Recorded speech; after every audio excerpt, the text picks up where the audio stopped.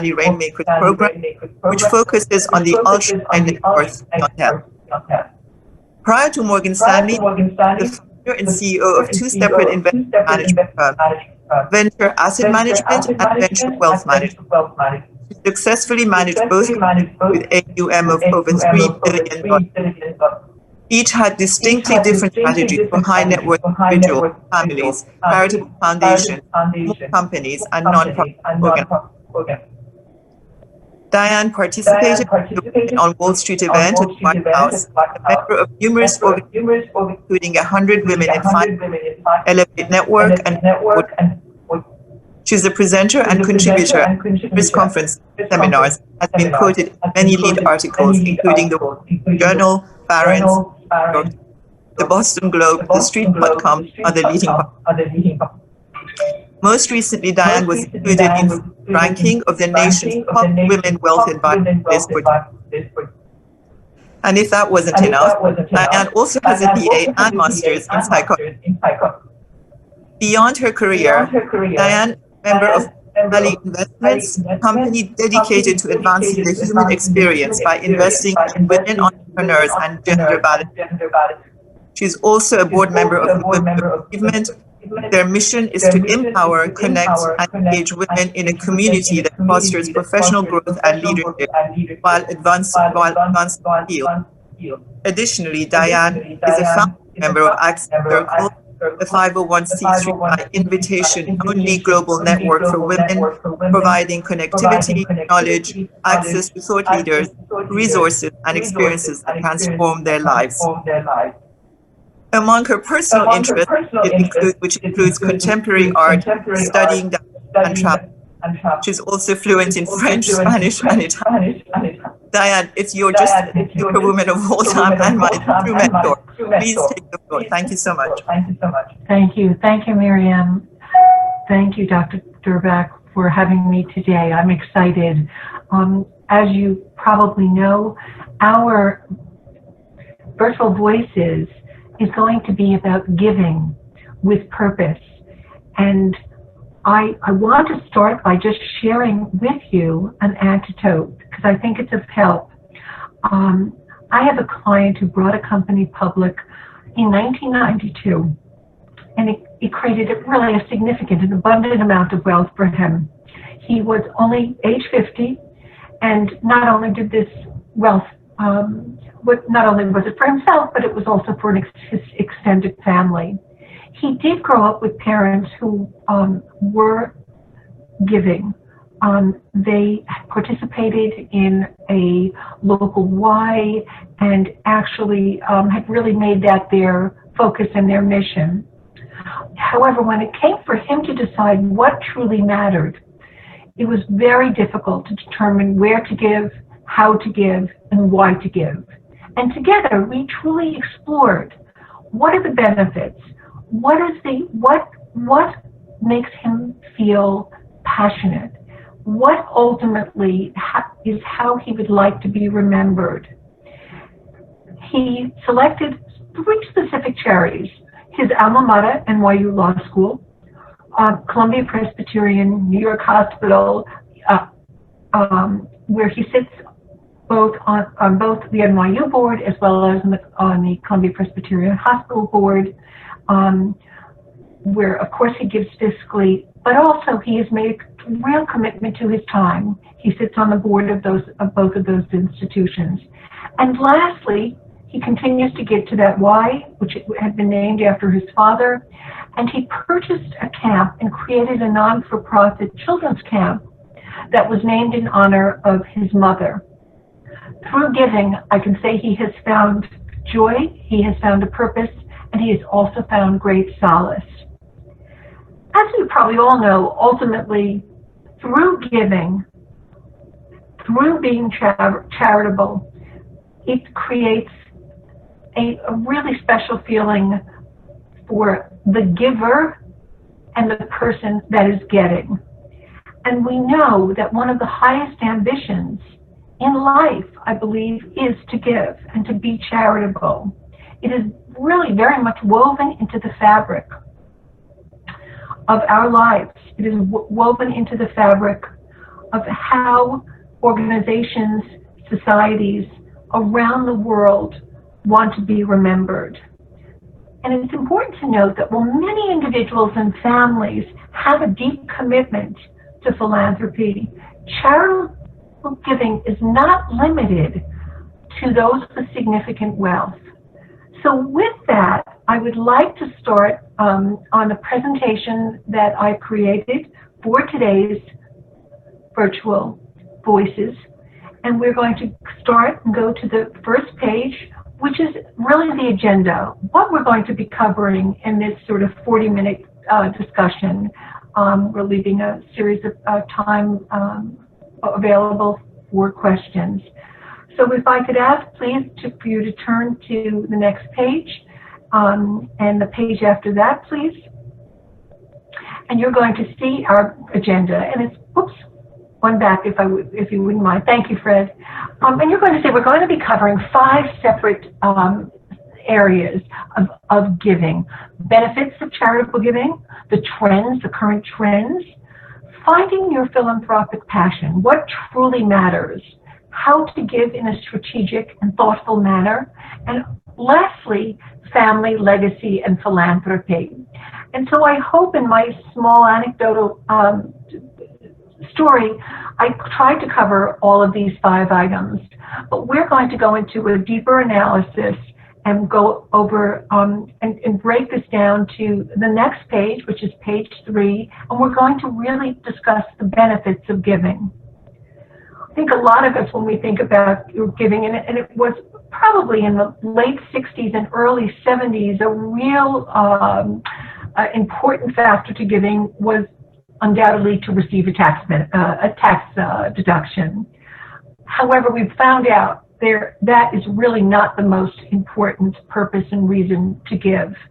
We can see that there are 4 things that really are purposeful and why we wish to give. And the first one that has the heart is letting us know we want to make a difference. When you make a donation or offer your time, you have influenced the lives of many people. Additionally, you have also, hopefully, strengthened your familial ties. You bond family members across many generations, and you also very much let the family know what the tenets of what is important as a unit and as an extended family. Additionally, there is the growth of your professional development. You can grow your network and you can join forces with kind of like-minded people that share the same reasons, the same purpose of giving. And then lastly, your own personal development. And there is really nothing else that they have found through multiple studies that makes people feel happier and healthier than giving. So these are sort of the 4 benefits of why we should give. I'd like, if we could, please go to the next page. And we're going to talk about trends, new trends that are happening in philanthropy. And if we go to the next page, we'll see, and that would be page 5, if you wouldn't mind, Fred. You can see that there has been, most recent year that I've got numbers and access to, is that in excess of $449 billion were made in total contributions in 2019. Well, what do we see on this page? We really see sort of 2 very large circles. Let's stay on the left-hand side and talk a little bit about what the contributions have been by source. 69% of the giving has come from individuals. So that is meaning often large, but often small commitments and donations. Next, we see foundations. That's about 17%. And then bequests of just 9%. And corporations, unfortunately, only giving 5%. If we look to the right, we start to see where do these people and foundations and bequests and corporations give to. And interestingly, the largest percentage is going to religious factors, and that really very much runs the gamut. The next you'll see is about 14% going to education. Human services is about 12%. Gifts to other foundations is also about 12%. Health, and that's including hospital giving, etc., is 9%. Public society benefit is 8%. Art, culture, and humanities, unfortunately, is only 5%. And then international affairs, 7%. Environmental and animals, only 3%, and we're truly hoping that that's going to start to increase. And then lastly, to individuals. So we're talking about just a little under $450 billion of total contributions given in 2019. We'll probably have an update of 2020 by the end of this first quarter. So and it will be interesting to see how, in light of COVID, what has been the impact of not only the total contribution number, but really the recipient category as well. If I could please ask you to go to the next page of my presentation, and we're going to talk about some of the new trends that we're seeing. We are undoubtedly seeing a very significant increase from 2014 through 2018 in DAFs, and donor advised funds. But before I go on, I want to tell you what is a donor advised fund. It is among the easiest and most tax advantaged way to give to charities by sponsoring organizations such as an institution like a Morgan Stanley, like a JP Morgan or Fidelity, and it is administered by that sponsoring organization, that 501c, which is of course a 501c3 public charity. DAFs are structured organizations that form a very specific goal of managing those donations on behalf of individuals, families, and companies. Donors have the opportunity to retain the advisory privileges over how the money should be granted to whatever charity they select. And the contributions to a DAF are invested in line with whatever the donor's preferences are, and to have the potential to grow tax-free while the donor recommends and decides which charities he or she would like to support. So I'm going to just jump back, and we're going to speak about this in greater detail later in our discussion. But as I made reference, there has been really, if we look at 2014, so pretty much 5+ years ago, we can see there was $70 billion that were utilized to give through a donor advised fund, while by 2018 we're seeing in excess of $121 billion. And my guess is, and what we've really found at Morgan Stanley, personally, a number of my high net worth, ultra high net worth clients have opened DAFs because it's very easy to create them, and it makes it very, very simple to give. I'm later going to do a comparison about donor advised funds and a probably more traditional approach that has been utilized for many, many years, and that's a private foundation. But I'm going to continue to talk about more of the new trends that we're experiencing in giving. So if I can ask you please to go to the next page, to page 7, and this is really about giving circles. Before we start looking at all these multiple circles, I'd like to just make sure that you know what a giving circle is. It's a type of a hands-on charity where donors either contribute money or their time to a shared collective fund. Additionally, the donors can jointly decide whom to bequeath. And we have two examples that come up, education as well as healthcare. I wanted to share a few of the giving circles that I have been asked and clients of mine have been involved in. In 2002, it was really my first introduction to giving circles, and it was the Queer Youth Fund, which, as I said, was established in 2002. It's based in Los Angeles, and it has invested more than $3 million in grants with a specificity to small youth-led organizations, both in the U.S. and in Canada. Also, another one in 2004 that I was involved in was the African American Giving Circle.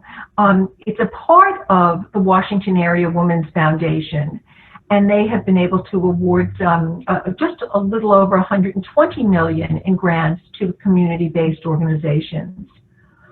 There's another one that is in Greenville, South Carolina, and that's called the Dining for Women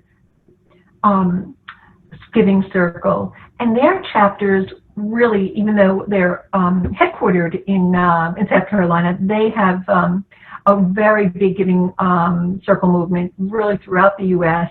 And what they're very much trying to do is assist in giving and supporting women and girls facing extreme challenges in developing countries. So it's a real international charity, nothing to do with the U.S. focus. As I made reference, I want to just talk a little bit about, maybe we'll use the example of education, that very large, darker blue circle we're seeing, and we see a number of silos coming off to that. And I have on pretty much the next page, on page 8, a little bit about how these charitable giving stages evolve. And we can see that education or that healthcare example have a real specificity to the giving circle.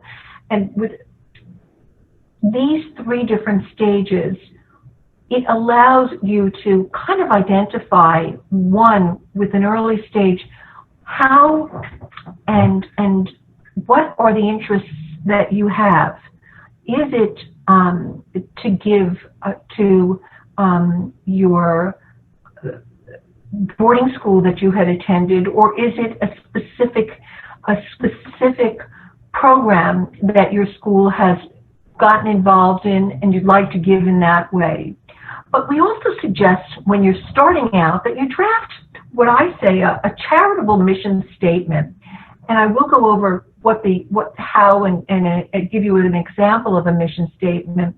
But let's take a look at the middle and middle circle and how you become a little more involved.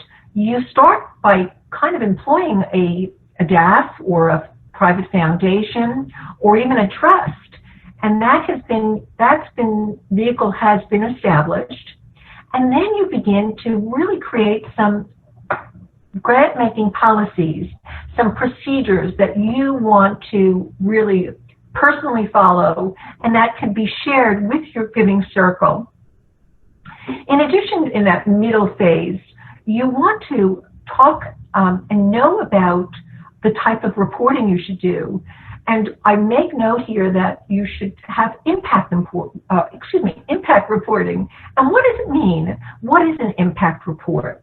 Impact reporting basically means you're communicating the difference that you made to the people that you're trying to help or to the issue you were trying to improve. Social impact reporting is a communication strategy, and it's used really to convey change created by the organization. It's there to assist you in how those changes also came about.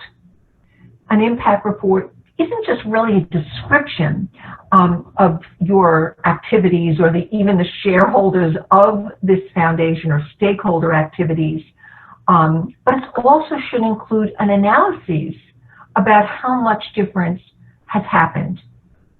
And then lastly, one of the last stage is the advanced stage, and that's where you begin to really talk about a charitable legacy, a succession plan. You want to start to take that succession plan, which again is just a process for identifying and developing new leaders, which can replace the old leaders when they leave or they retire or they pass on. Succession planning really increases the availability of getting experienced people, capable people that are prepared to assume these roles as they become available. And the participation in family members really is just such an important factor of the gestalt, the whole picture of giving. I'd like, if you wouldn't mind, please, to go to the following page. It's page 9, and we're going to talk about, again, some additional trends in philanthropy, very much around and about next gen. And you can see that there are 72.1 million U.S. millennial currently. So that's the population. And how do we define a millennial? Anyone who was born between the ages of 1981 and 1996. We also see on this slide that there is $68 trillion that is going to be transferred from the baby boomers to Gen X and ultimately to millennials over the next 25 years. So there is going to be a really considerable cash infusion that is going to be passed on to both the Gen X and the millennials. We also can see that just going to 2018, 51% of millennials donated to a nonprofit. And how did they do that? They often gave to 3 to 5 different charities. They gave approximately $590 in total. And most importantly, how did they participate? How did they give? Via social media. They participated in Giving Tuesday. Anything that was online, they felt far more comfortable doing than the possibility of or even the thought of writing a check or Zilling. They want to know and be more involved. So I think those are really very key points that we want to think about, and as well as start to create relationships with millennials and letting them know if you're involved in a non-for-profit, a 501c3, really letting them know through a social media campaign how, what, and the importance of what your foundation is currently doing. If you can go to the next page, we're going to talk about our third topic. Oh, I'm sorry. No, we can stay on the trends. I think this is just sort of a repetition of some of the next-gen donor trends, where, again, we're seeing that the trends are leveraging, very much leveraging your network. We're talking about making sure that you have a online portal that is specific to what and the approach that you are trying to accomplish through your 501c3. You want also to have investment-based philanthropy. Now, when we talk about an incentive-based, where are and how are we going to measure that? And then lastly, program-related investments that are very much impact investing. And impact investing, just for edification, it refers to the types of investments that you're making. It's made into companies, into organizations and funds that have the intention to generate a measurable social or environmental impact alongside a financial return. Impact investments really provide the capital to address these social and or environmental issues. So I think this is important. in terms of what we're seeing on these trends, and more importantly, younger people and how they're doing so. Now we're going to go to our next slide, and it's this third topic from our agenda, and it's as titled, Finding Your Philanthropic Passion. I'd like to try to review these themes that are noted below by really trying to illuminate your attitudes regarding creating sort of this path to how and to why and to whom you want to dedicate your giving to. I found that my partners and I at MS are spending a great deal of time with our clients exploring the heart of giving. And so we kind of begin to the left, and we can go up and down, but basically we look at education and or professional development. These are often a key passion because there has been a school history. You've gotten involved often in a career through your college, and or it's part of your career's trajectory. If we go to seminal life events, we see as we get older, we marry, we start a family. We also begin to have the loss of a parent, a grandparent, a sibling, or a dear friend. It can have a very significant effect as well as impact on how and why you want to give. Additionally, if you have moved, if you've gone to a new state or migrated to a new country, a new continent, being able to very much see something quite differently and wanting to be a part of that. The spiritual development side, which often comes with the milestones of being involved in a religion. If it's through Judaism, beginning quite early and being bar or bat mitzvahed. Through Catholicism, it's making a communion. We're going to scoot down to personal development, and again, what about personal development? Our experiences with travel are undoubtedly important. I'm going to stop and just share a brief story about my daughter, Margot. When she, I guess about 15, 18 years ago, maybe a tad more, we went to Kenya. We went on a photographic safari. And part of that photographic safari allowed us to visit a fishing town, a small fishing town. And when we went, she was really, as was I, flabbergasted by the children, not only not having pens and paper and pencils, forget about having any kind of opportunity to go online and to have a computer. Or when she came back home to New York, she decided that through her school that she was going to start a giving fund that was specific to these young children in Kenya and part of this fishing village. And now she is age 30, and she continues to be a part of this. And it really all evolved through a personal experience.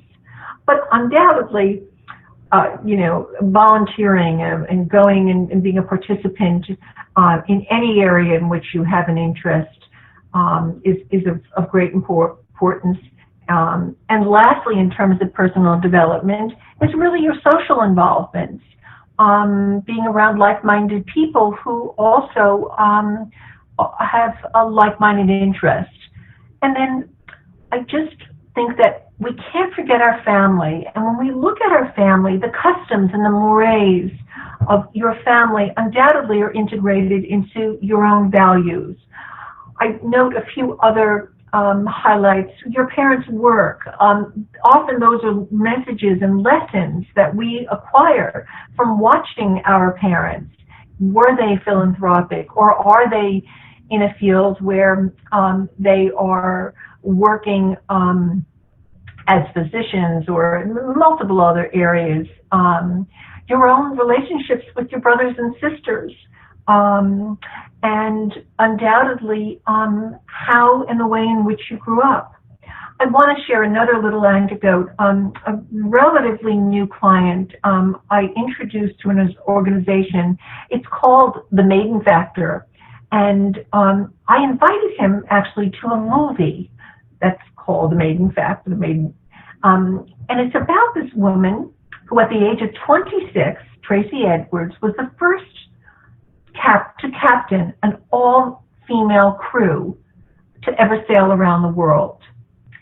He watched this movie and later called me a day or two later and said that he had just recently lost an aunt who was a truly enthusiastic sailor, and he wanted to make a contribution, but he had one hope, that they could paint her name on the ship so others would be able to see who she was and hopefully to ask about her. And from that, the Maiden Factor has now utilized having, again, depending upon the size of the gift, is having all of the names of their donors be, their names be on the ship. So it was quite exciting to see. But lastly, when we go up to that sort of final point, what are we trying to do? We're really trying to create a legacy, family, our career, and ultimately of giving. And these multiple layers, our seminal events, our background, familial background, our own personal development, our educational experiences, and our undoubtedly spiritual development allow us to get there. I'm going to ask, please, to go to the next page, which is page 13, and it is the fourth topic we're going to be talking about. It is about, and the page after that, please, page 13, I'm sorry. And it's really about how to give strategically. Here we see, I made reference earlier in our discussion about a mission statement. And what is a mission statement? It's a short declaration of why an organization exists, what its overall goals are. It identifies those goals of its operations and the kind of services that it's providing, its primary patrons or its market. And it also includes its geographical region of the operation. If you have a moment, I'm going to ask you just to take a look at the example of a quote-unquote well-crafted mission statement. I'll give you a moment or two, because I think it's important.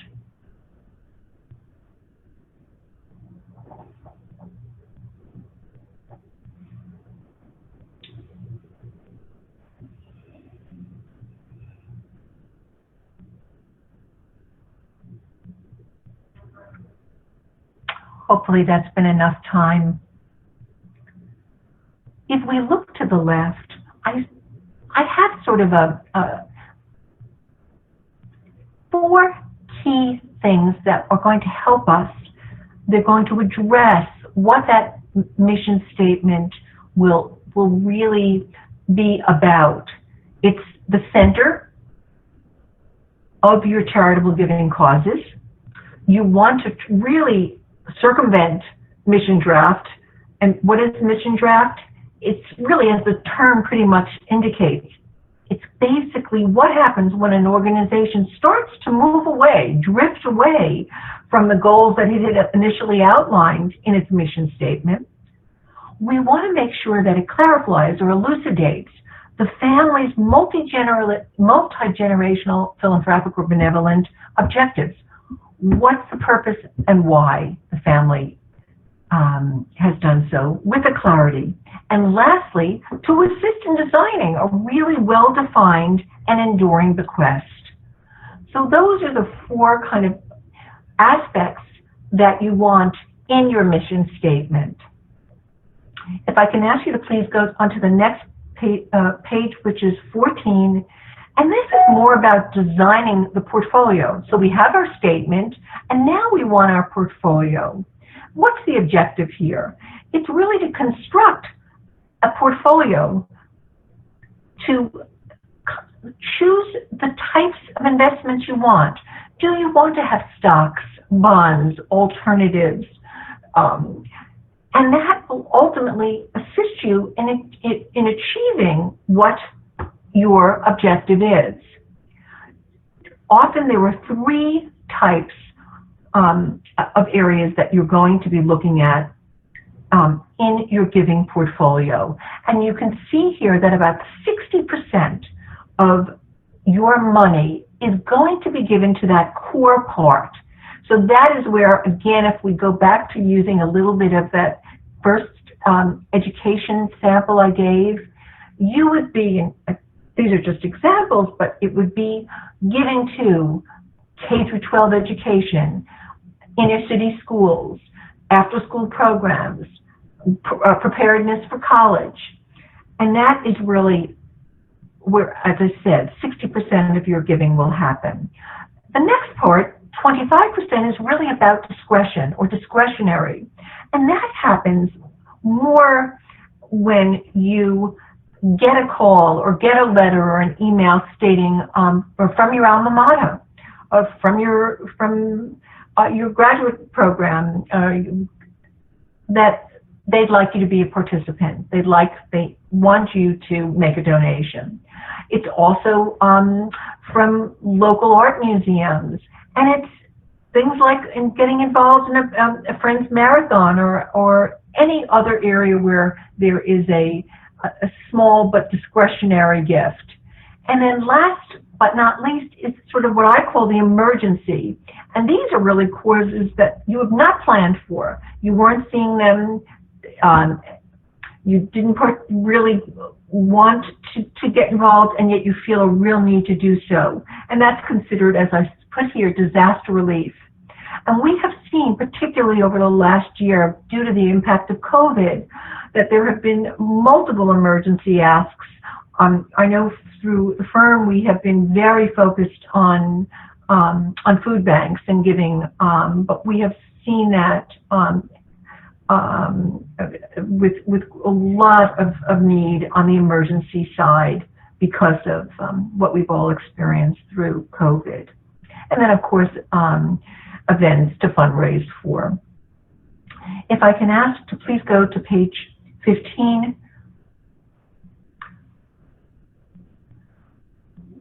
This is really about how do you give. I call it really the 3 T's. It's time, it's your talents, and ultimately the treasure or your dollars. And you can see when we discuss time, you can do this in multiple ways. You can be a mentor, you can assist in networking, you can be a fundraiser, or you can volunteer literally your time. Your talent, and people often don't think about that T. They forget that you can work as an advisor for the foundation. You can strategize. If you have marketing background or consultative background, the foundation often will want and need you as much as they need your time and as much as they need your money. Lastly, it's really the treasure, and those are undoubtedly the money that you're able to donate. We can see there are multiple ways: those direct donations, the donor advised funds, which we spoke about, private foundations, and also through a giving circle.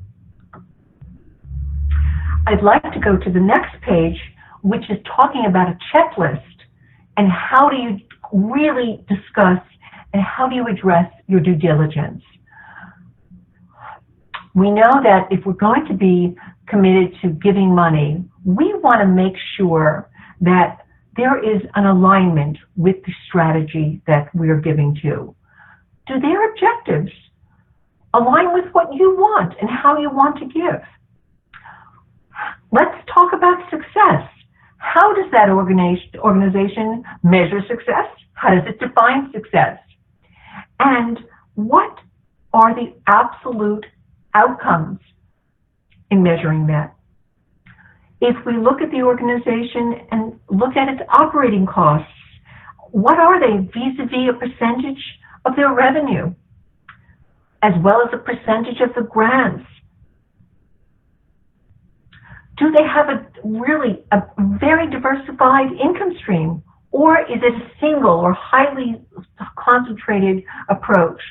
And we saw that a number of foundations were very significantly impacted last year because they often had one stream of money or a single stream of money. And that was they would do an annual black tie event. And there was no way that was going to happen last year. So there was a very significant decrease in organizations having that relied upon a single stream to reach their goals last year. And I think as important is does the executive director, the ET, does she have a well-defined understanding? Does she know the importance and the goals of the foundation? Does she have a good reputation? Is she supported by a great board, a board that's committed? They're sound.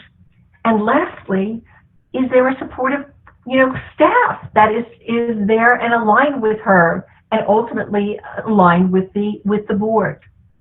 So these are sort of the 6, I think, due diligence factors that we all need to address as we make and further commit our giving approach and our giving strategy. I'd like to go to page 17, where I made reference a little bit earlier about donor advised funds. And again, just really quickly as a reminder, a donor advised fund is structured as a 501c3.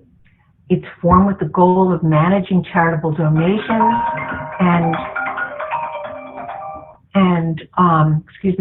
and it's really one of the easiest and most tax advantaged ways to give across really a range of wealth. And as you can see, the donor has the charitable deduction. It's seen as a gift. It's part of that donor advised fund, which of course is a public charity, and then it can make grants to multiple charities. The other thought I think I'd like to mention is that a donor advised fund can be titled in your own name. You can come up with any name that you would like, and it's very, very easy. And I'm going to go through kind of a comparison, between donor advised funds and which you're going to see on the next page, the private foundations. But I'd like to first give you a little bit of background on private foundations. So I'm going to ask you to please go to page 8. Diane, I don't want to interrupt you. However, we have it's already 12:45, and we will not have any time for questions. Great. Okay, so why don't I do this? Why don't I stop here? Why don't I just talk about the 5th, the final part, just very briefly, maybe a minute or two. That's going to start on page 21. That'll be fine. And then I will do that within minutes, less than 2 minutes. I'll try. So we will just have to invite you again to finish. It would be my honor. It would really be my honor. So if I may ask, Fred, for you to go to page 21, and it's about family, about legacy, and about philanthropy. Great. And this is the 5th of our agenda topics, but I want to go to it. This is so important because I think when we look at this, what really makes a difference? What makes a difference is to give. And how can you augment the power of your philanthropic dollars is to contemplate and to think about some of these strategies, to share your story, why and how, and what is the purpose and reason for getting involved, to ultimately revisit your goals, to reevaluate your aspirations and making sure that your objectives are being addressed, to stay involved and to make certain that you meet and assess and quantify your accomplishments. With that, I got a lot of other information to share, but time is limited, And I hope you found this information really to be of value. I am prepared for any questions, any thoughts. I want to thank both Miriam, my dear friend, Tom, and Dr. Durbach so much for inviting me today to speak. And I want to just share, you can get my email through Dr. Durbach or through Miriam, and I am would be honored to help and support you in any questions in any way I can and be of further support. Well, first I would like to apologize, Diane, for the problems with my video, but finally I was able to hear your presentation. I must say that your examples were most inspirational, which I'm sure that I'm not the only one that will find them that. And your program is extremely important, because I remember when I was starting my foundation and the organization, I was going through some of those points, but having them all written down, I think is extremely important. So, Fred, I would like you to give me the questions. All right, this is from Martha Gnat. Thank you for a wonderful presentation. You talked about human development and more.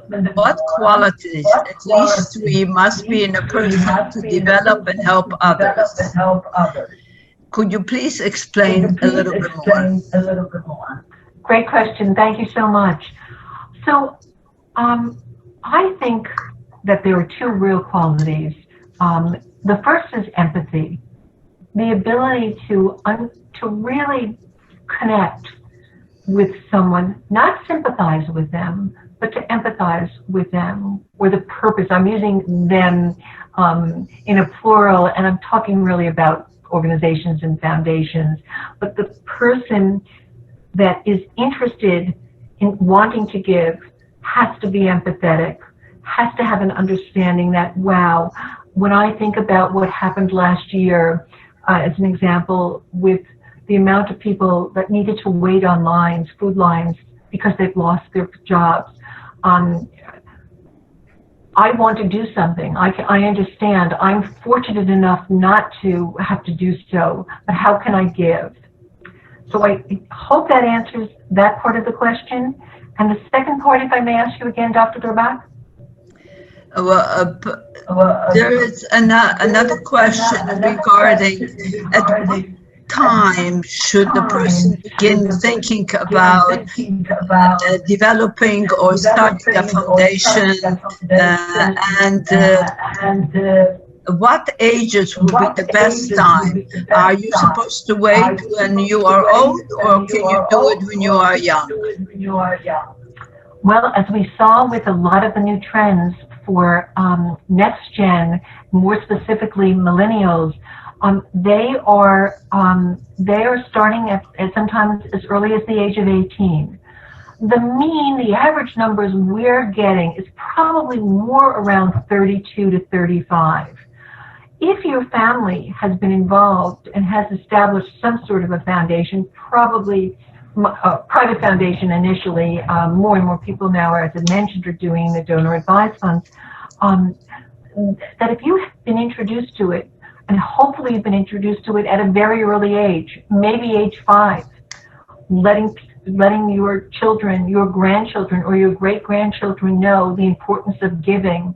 It is a few of the slides that I wasn't able to go over, but if anyone is interested in having me share that presentation, more than glad to do so. But I think the real numbers are probably around the late teens, early 20s, and then starting your own sort of donor-advised foundation would probably be in one's early 30s. Makes sense. I always say the sooner the better, because it's allowing you to think about, to also learn about what really touches your heart, your head, and your soul simultaneously. Another one is to what extent and at what time do you think that children should be taught about how to give and what is their responsibility to develop a giving program or a giving attitude? Excellent question. Yeah, I say that we start between the ages of 3 and 5. Now, people say, what do you mean 3 and 5? How do you start? Well, one of the ways we know is through UNICEF, by collecting coins and by informing them why they are doing that, what that little orange and black box means. And as importantly, when they are at school, often they are involved in, and this starts really at the age of 3, they are asked to bring in books for certain communities, right, not far from where they live, that don't have that kind of access. So I think the earlier the better. And I do go through little examples of how one can give at the ages of 3 to 5, a little older than that, pre-adolescence, adolescence, and then ultimately right up to college and adulthood. I have a question, but before I ask you, Mariam has a question. Mariam? Okay, Mariam, you're on mute, darling. Sorry, actually, Dan, I want to find out for yourself, what is your favorite story of giving that you can remember of either a client or experience that changed your life dramatically, like changed the course of life?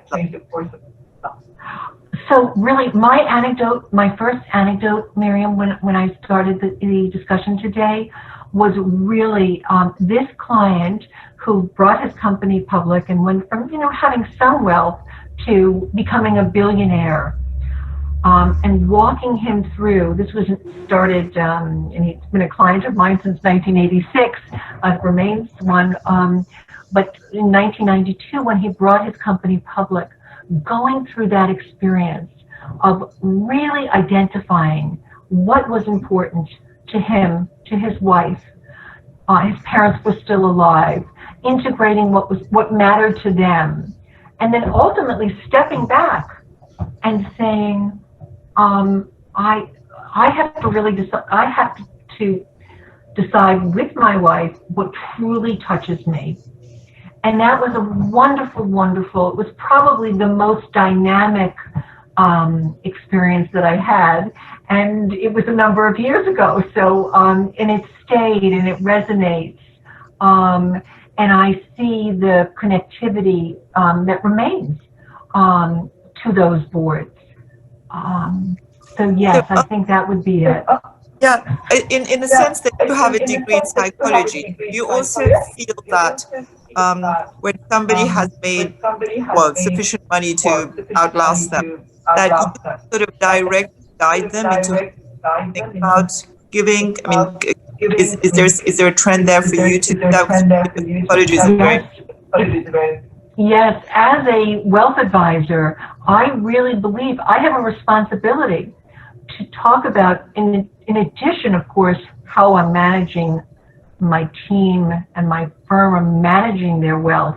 But I feel I also have a fiduciary responsibility to teaching them about giving, to finding out, and to often it's even the first time they have even given it a thought. They've only been focused on making money. I mean, it very much depends. But people who bring their company public and I start to work with them, they've not thought about anything but that company. And now it's really very much talking about this is more wealth, than most people need. And how do we think about contributing some of that wealth to things that truly matter to you? Following up on what you are saying about teaching about giving, we live in a narcissistic society, and I work with a lot of patients, and a lot of my patients are heads of companies. How do you teach them, or how do you help them from your perspective to focus instead of buying stuff and buying the next airplane, the next jet, the next mansion. How do you teach them, instead of focusing or being bureaucrats, taking the responsibility of sharing the wealth with people that basically can benefit from it? Yes. Often it's from one of the very first things I also said today, and that is to talk about the tax advantage. To say you're going to do well and do good simultaneously. So if you give, you are going to receive the tax deductions of your giving. But that's not enough. That's not enough. There's got to be something. I don't know if any of you have read, there are so many books, but I think of Steve Schwartzman's book where he talks about very early on when he created real wealth, he just said, I'm so lucky. I want to. There's that luck factor. I'm so fortunate. I can buy anything I want, but I also need very much to know that I have to give some.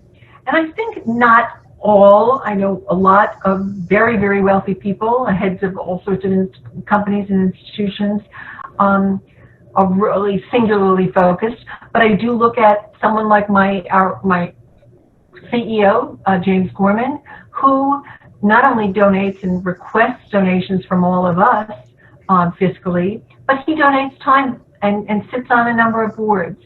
So also, if there's one of those very, very wealthy CEOs that really loves music, getting him involved, or really has spent a great deal of time in India and wants to make some changes there. There are segues, and often you have to do it for them. You have to let them know. You've tripled the growth of your company by expanding to India. Let's talk about how you want to give back, because it's made you a tremendous amount of money. So you've got to suggest and introduce and share that, remind them. Thank you. That is an excellent example to end on.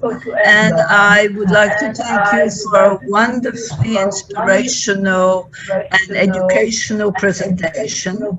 And I also would like to thank Marion for taking my place at the beginning, and I apologize again. And we hope that we'll be able to invite you once again to continue on where you ended from page 8 on. So thank you. Great. And there's so many other topics that, yes, if you're interested, that I would love to share. Yes. But Marion, thank you do you all. want to say something? Well, Diane, that was as usual.